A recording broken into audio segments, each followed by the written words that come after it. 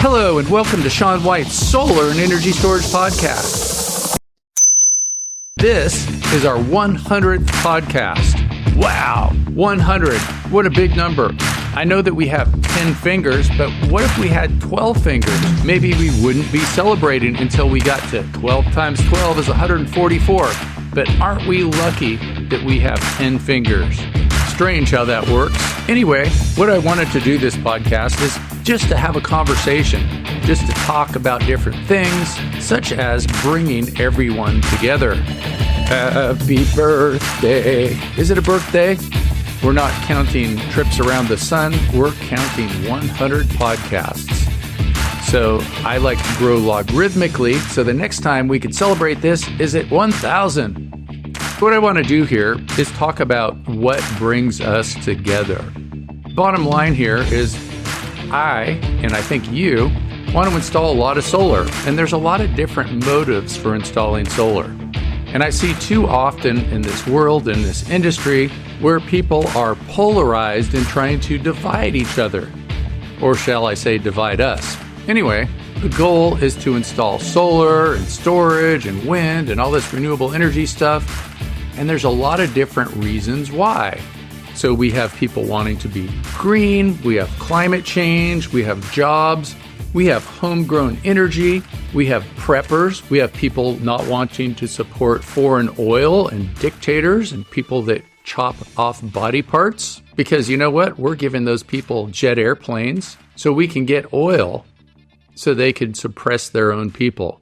So I just want to bring everyone together. And one of the things that's kind of unfortunate is there's so many people that are trying to divide us.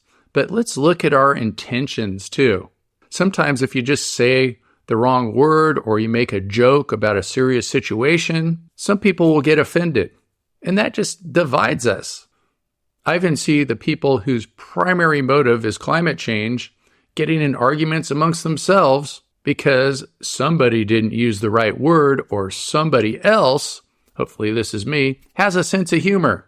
Man, I can't stand it when people don't have a sense of humor.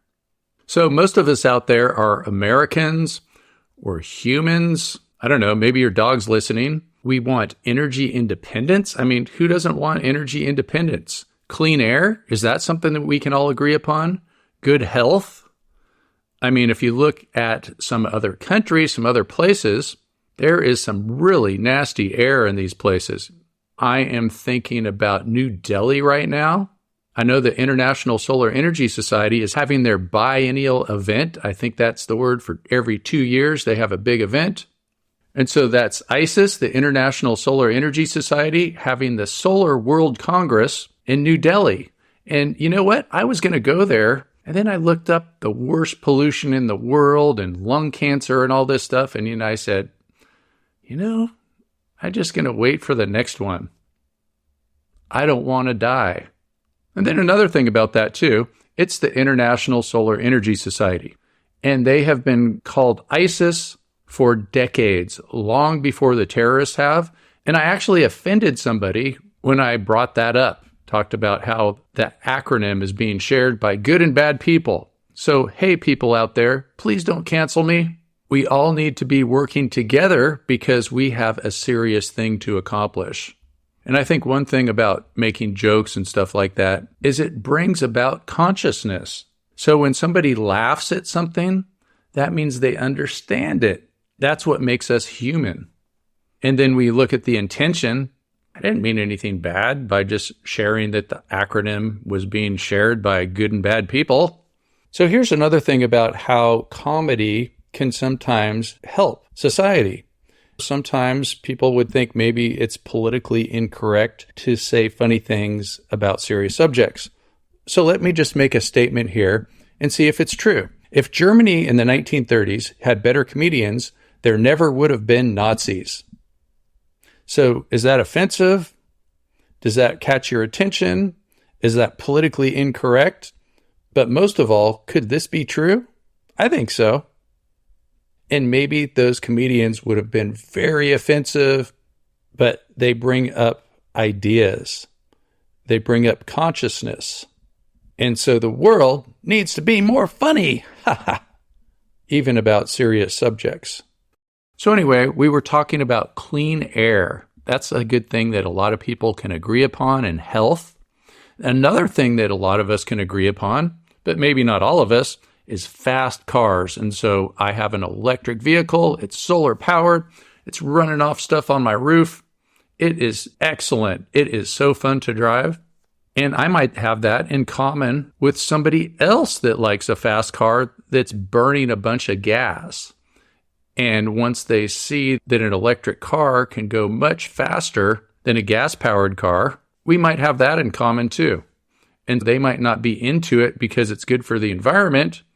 They might be into it because they like racing cars. So let's bring us together. Let's think about what we have in common. And that might be acceleration. And also, who doesn't like avoiding gas stations? Those places stink. Another thing that brings us all together is backup power. People like backup power. So you have on one end, people like me working on their computer. They were changing my transformer yesterday and the power went out. So I like using a battery in those situations. But you also have people like my parents who are preppers and they're looking for backup power because of the apocalypse.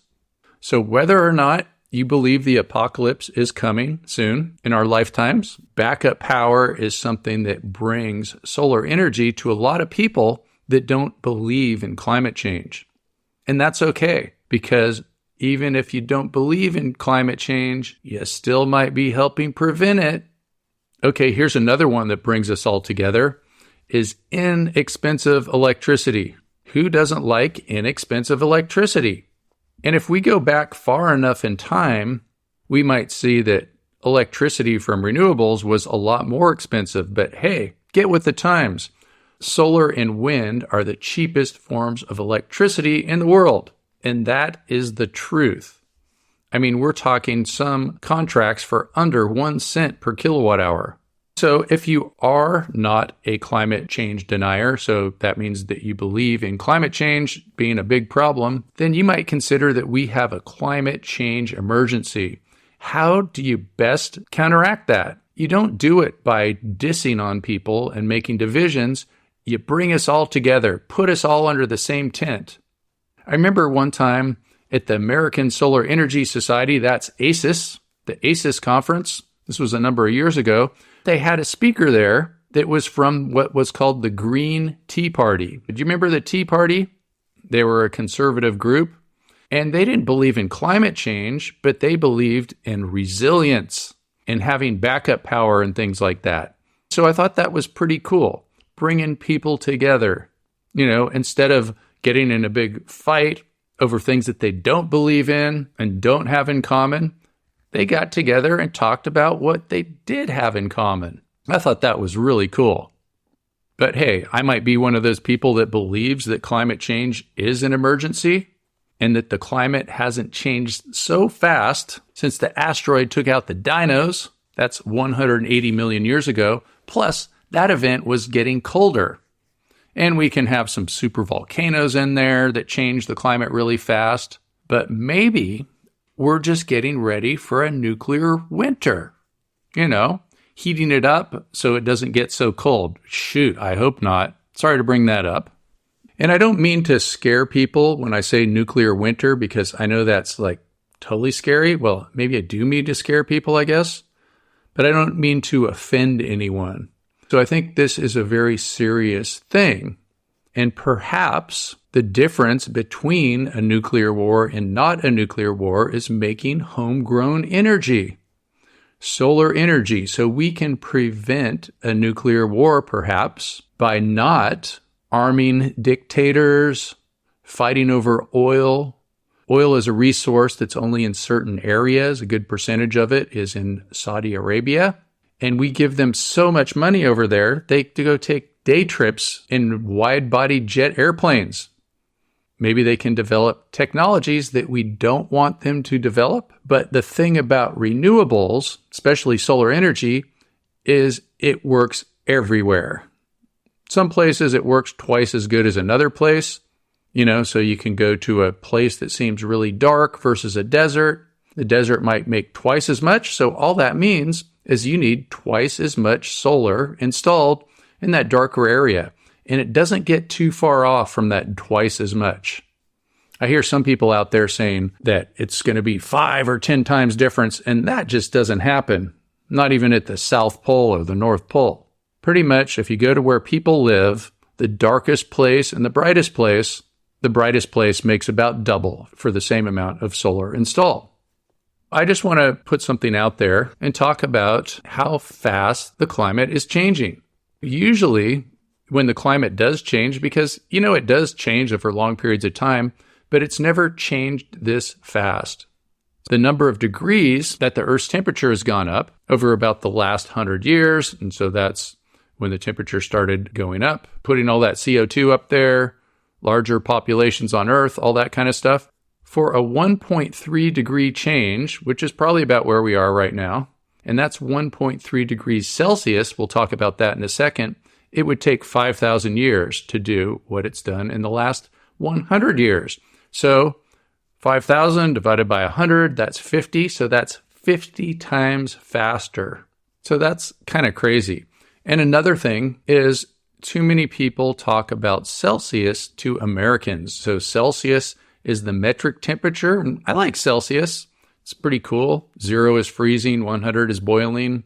It's a good way to get a good idea there, but we're used to Fahrenheit in the United States. And so 1 degree change Celsius is the same as 1.8 degrees change in Fahrenheit. And too often when people are talking about climate change in the United States of America, they are using Celsius and they're not even saying it's Celsius. They just say 1.5 degrees or 1.2 degrees. They're being all international. But you got to talk to Americans. Plus, it sounds worse. Kind of gets the point across. But you multiply times 1.8. So 1 degree change Celsius is 1.8 degrees change Fahrenheit. So when I was at the COP27, that was the climate conference last year in Egypt, everybody was talking about how the climate has changed and the Earth has heated up by 1.2 degrees. 1.2 times 1.8 is 2.16 degrees Fahrenheit. So the Earth, as of last year, has already heated up about 2.16 degrees Fahrenheit. That's the whole planet. It's kind of crazy. I was just reading another article, and they were saying 1.3 degrees, and that's Celsius. 1.3 times 1.8 is 2.34 degrees Fahrenheit. And then the big number that we've been trying not to cross, that looks like it's inevitable that we are going to cross, because even if we do nothing, the Earth will still keep heating up because of what we put up there in the sky. So that 1.5 degrees Celsius times 1.8 is 2.7 degrees Fahrenheit.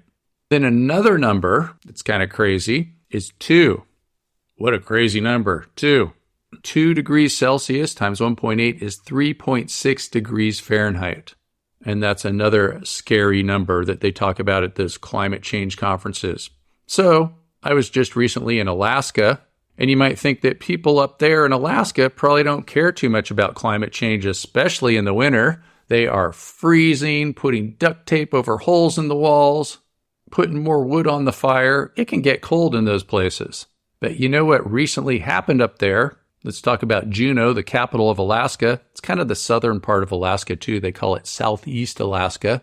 They have this really cool lake with this really cool glacier. It's called the Mendenhall Glacier, and I've been to it a number of times. And what's kind of crazy is you go there year on year, and that glacier is receding really fast. Then you can see dates where it was in the 1950s, and it's like going a mile back. So the Mendenhall Glacier Visitor Center, at some point in the next decade or so, will no longer be able to see the glacier. So what are they going to do? All these cruise ship people come up there. They want to see this glacier, and you can't see it anymore. I mean, eventually it's just going to melt away.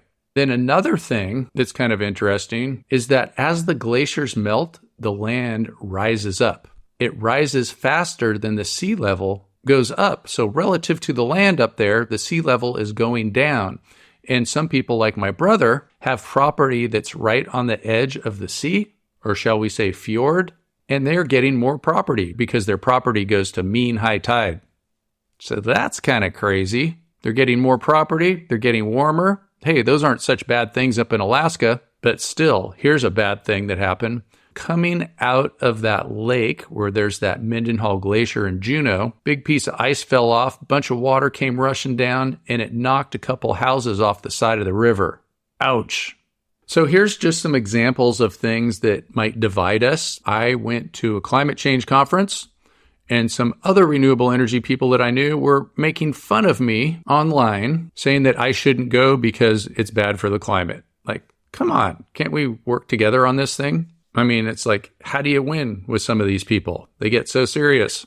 I mean, of course, it does take an airplane to get there, which is not good for the environment. But if something happens, maybe my speech inspired somebody to do something. Maybe just by being there, one extra person, 1,000 extra people, 100,000 extra people, it's going to also inspire our politicians, the decision makers.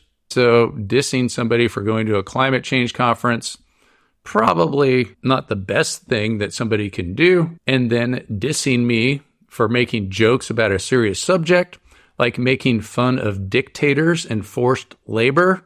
I think those things are bad. I'm one of those people that does like human rights, making jokes, sort of like making fun of the idea that we have all these tariffs for solar modules because of things like forced labor. And then we don't have tariffs for bifacial modules because somehow it's not so evil when it's bifacial.